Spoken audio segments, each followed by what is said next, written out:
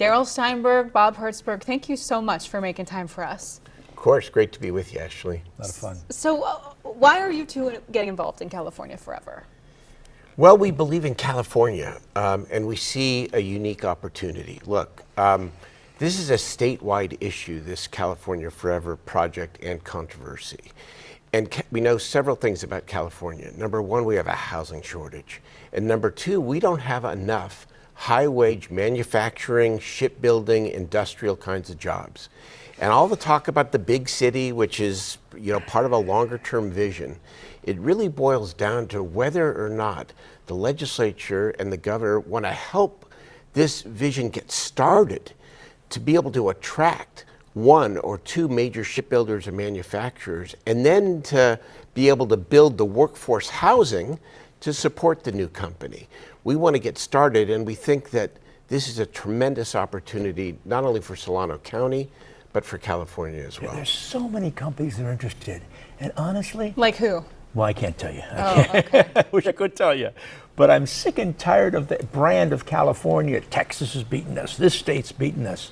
And all we're asking in this effort that we're engaged in, private sector funded, just let's get rid of a few of the impediments, not local control, but a few of the impediments that slow down the ability for people to want to come.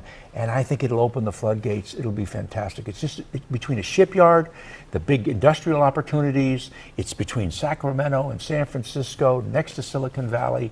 It's just, what an this project is 5 times larger than the island of Manhattan. Can you believe that?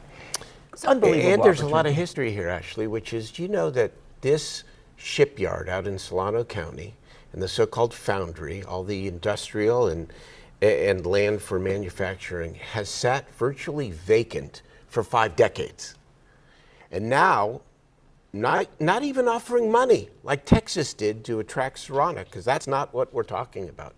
Simply to shorten the timelines for environmental review, not to waive the environmental laws, but to shorten the timelines, would give the next Saronic, and there are many, the incentive and the certainty to be able to say, okay, we're going to choose California. Okay, so what specifically are you hoping to accomplish then at the state capitol over the next month, Bob?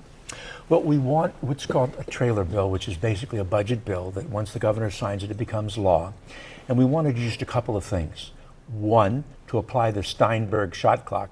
Darrell Steinberg, when he was pro tem centuries ago, he wrote this law that basically says if there's an environmental leadership project, you can have the review within 270 days if there's an environmental issue. So we want to apply that. 1. 2, this old shipyard that the mayor talked about 50 years ago, we want to say there was an EIR, environmental impact report, let's apply it from 2008 so we don't have a bunch of 20 years of more litigation happening.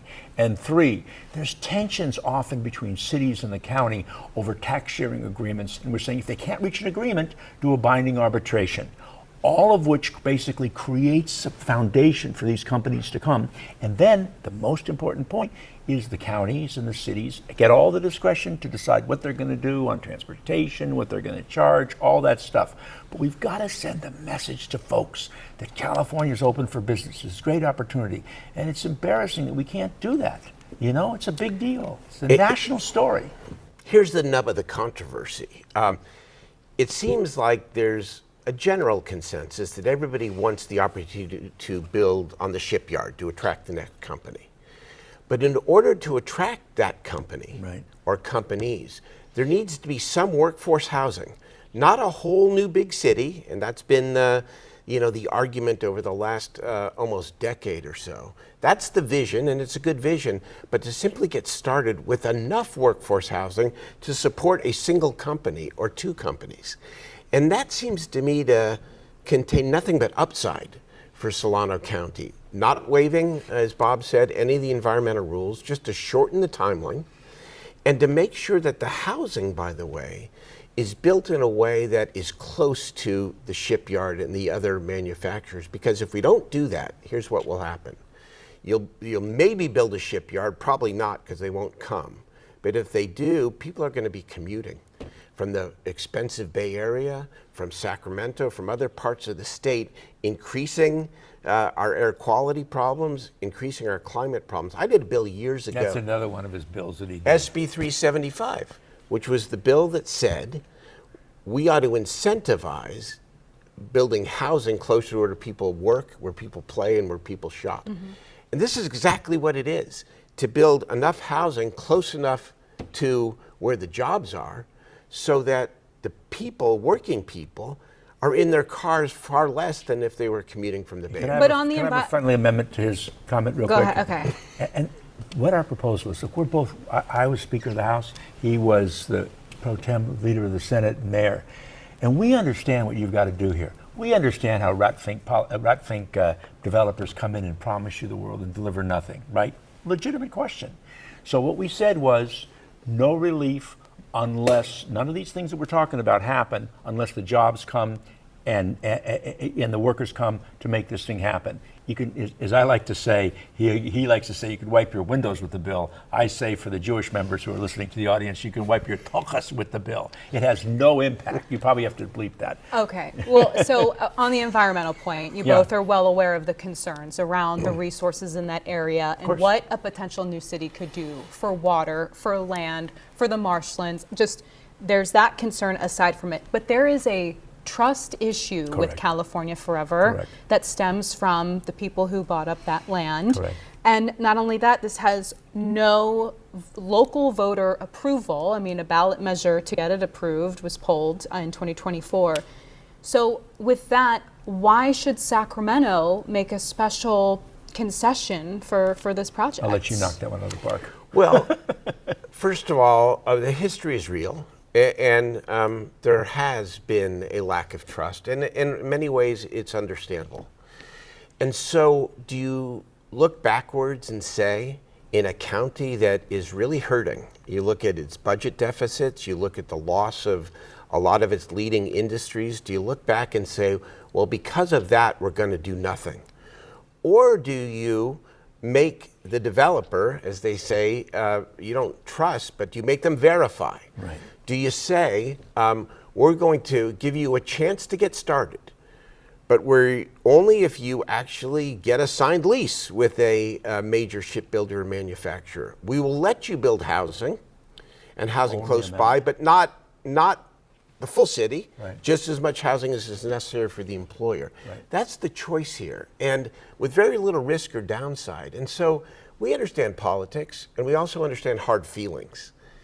But then it seems to me that you have to learn from the past, but then think and act forward and do the right thing on behalf of the people who need jobs and who need workforce housing. So we have shrunk this in terms of our concept. The vision's still the vision, but we're saying let's take this in bite sizes. And I think it's reasonable, and I think it's an opportunity because we lost Saronic. It's not the end of the story, but it's a cautionary tale. And can I say, the point you raise is also right about issues of water and all the sewage and electricity and all those things. They're absolutely legitimate. Those are within the power of local government. Correct. The county, through its development agreement, it says we'll make those decisions. We're just looking at a handful of a couple of the impediments that slow up the process at the state level and give the power to the local level to make all those decisions, to set up all the agreements they want. And also, they could say, you know what, we don't agree. Fine. We're just trying to plow the road to give an opportunity for this to happen. Local control is maintained 100%. 100%. Right, And the vote happens too. We're leaving that in terms of the process of the vote of the people. And if there were to be an annexation under the Knox-Cortese-Hertzberg Act, we're leaving that in too. Okay, you both have mentioned Saronic Technologies, and for those watching not familiar with that, that's a shipyard that essentially a business that just chose Texas over California, Correct. essentially. So just yes or no, were you surprised that they chose Texas? I was disappointed. Disappointed. I don't know about surprised. But you weren't surprised, we or were were worried you? about the time. They made it clear to us. We met with them. We met with their CEO. We've talked to all the various people. We knew that if we couldn't get this done, in fact, they were up against a time pressure because of their contracts with the Navy. and they had to perform in a short period of time. So we knew that if we didn't get legislation in place in a time, that there was probability that it was going to go to Texas. But as I said, it's a cautionary tale. It's not the end of the story, it's the beginning. Because, as Bob said, there has been real interest from a dozen or more similar companies. We can't name them here, right? But that's the fact. And all we're saying is, give California an opportunity to win the next competition and the competition after that, not by waiving any of the laws, but by speeding up the permit process, allowing there to be a modicum of housing to support the jobs. And as Bob said, the annexation, which gets into complicated law, there's worry that somehow we would ask the legislature to take away the vote of the people. And we want to be very clear. The vote of the people will remain in any approach that we take. The only thing we want to do on that score is to say that when it comes to the negotiation between the city and county about tax sharing once land is annexed, that there needs to be a time limit. So it can't go on forever.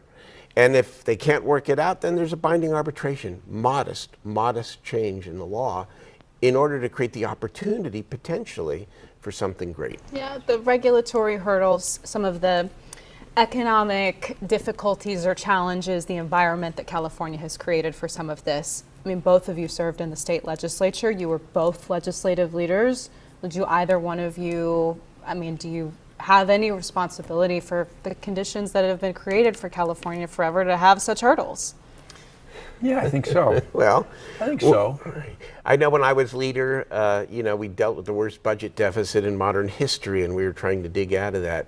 I'll tell you where it became more apparent to me. It's when I was mayor. Because when I was mayor of Sacramento, I realized that the police and fire budgets, for example, and the budgets for youth and parks and recreation were actually dependent on whether the city invested directly in economic development. Because the only way to increase and enhance the public services for people is to build a bigger tax base. And that's what we did in Sacramento, even through a pandemic. Well, here you have Solano County that is hurting economically. No one denies it.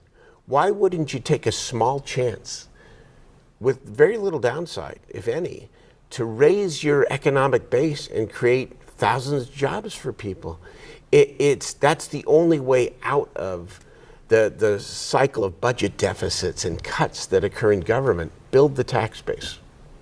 So both of you, I mean, and you represented Sacramento, you represented Southern California. Right. The two representatives, the two actual elected lawmakers right now for this area, Chris Cabaldon and Assemblymember Lori Wilson, how involved are they in any of this? They're very involved, and they are great members. I mean, Senator Cabaldon has been a friend of mine for years, and I've gotten to know Assemblymember Wilson. They're very good leaders. There's a lot of politics because of that history in Solano County and in the area, and I think there's a great deal of fear that if the legislature does something modest like what we're talking about, that somehow that's going to be some kind of a jailbreak that's going to lead to the development of this huge city without the water and without the transportation.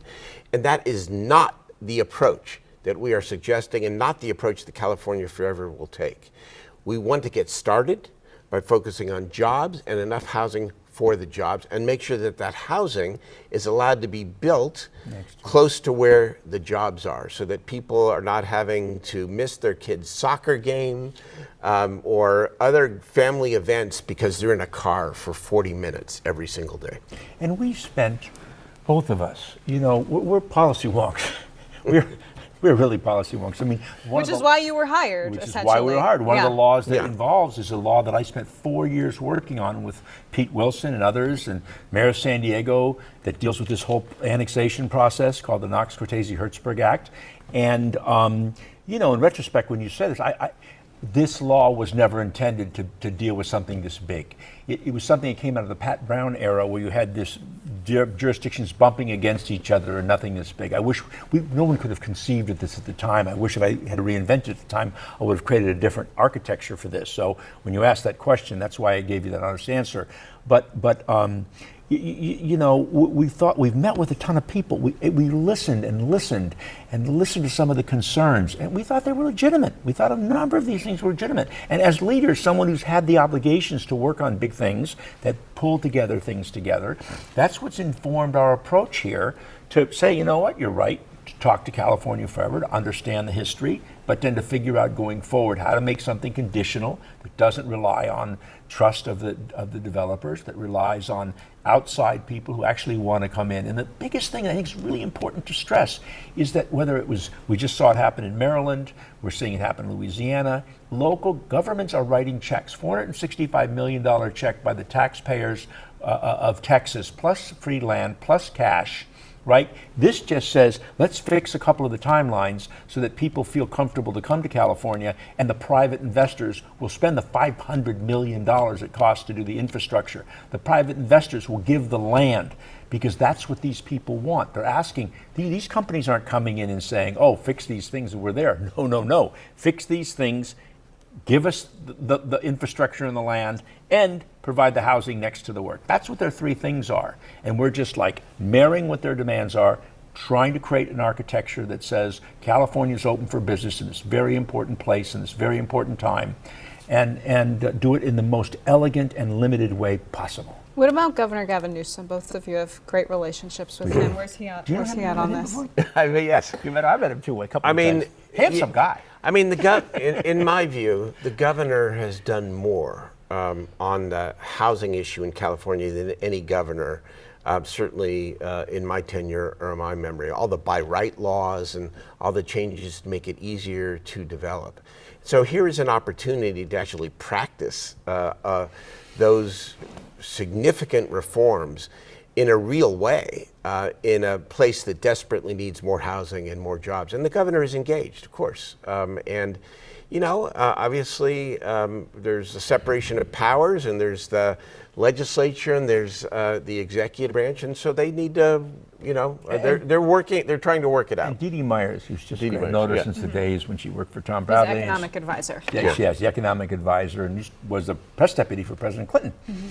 And she put a memo out, I don't know if you had a chance to see it, that talks about the opportunities, talks about how important this is to California. Did just, I think, a really incredible job in laying out the case of why this is important and why we should be considering this. And so it's the give and take of the legislative process with the governor, and of which we're keenly aware. We're just trying to do as best as we can to set the stage in a really thoughtful way that limits it as much as you can, reduces the trust on outside developers, focuses on the issue of attracting people, and focus on jobs, housing related to it. As former lawmakers, you both know that the devil is in the details. God is in the How details. something is written, a state law is written, which essentially means you need a bill, it needs to be written.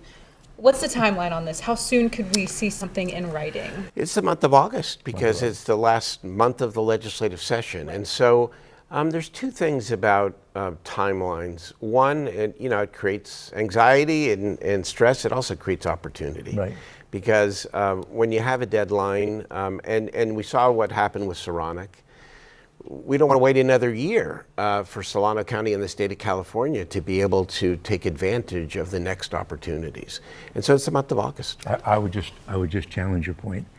God is in the details. Wait, but sorry, the God is in question, the details. there wasn't an answer to the Okay. question. So Okay. what is the timeline? Because End of here's the month. the concern with a budget trailer bill Right. is that these can pass very quickly. Correct. They don't need the same typical vetting Correct. that other legislation That's true. does. That's So, correct. I mean, and I asked that for the people of Solano County, for the people who might be impacted by this, will they have enough time to review what you're really trying to accomplish? Well, of course, they have to. And again, you talked about their legislative delegation. They're very engaged and involved in all of this. And this is a prime topic of conversation in Solano County, obviously. And so, yes, they will have enough. And we've previewed, not only here on your show, but with other press outlets, the limited nature of what it is that we are suggesting. Now, ultimately, it'll be up to the governor and the legislature.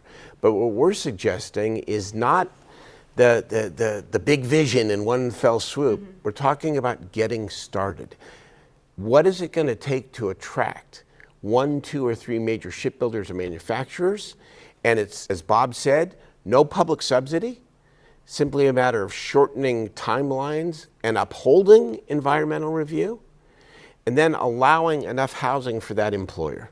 That's the essence of it, and building it close enough so that the working people aren't in their cars for 40 minutes each way, 80 minutes throughout the course of their day. Is there anything else you think we should know before we let you go? Do you need anything else?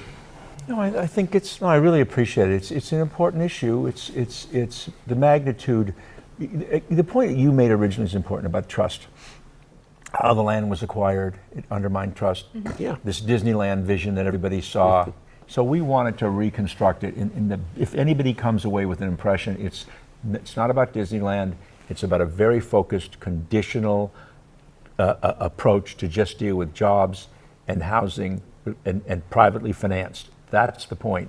And then once this gets going, if it then builds, then more things will happen over time with appropriate review. And the last point is that for the people in the county, for the people in the cities, every local review is preserved, except for the fact that somebody could gum up the works by saying, we're not going to agree to a tax sharing agreement. So we say, you've got to go to our bargaining arbitration if after a certain period of time, you can't just keep delay. That's the essence. We're trying to avoid these California-esque ridiculous delays of litigation and all this stuff that just chases everybody away.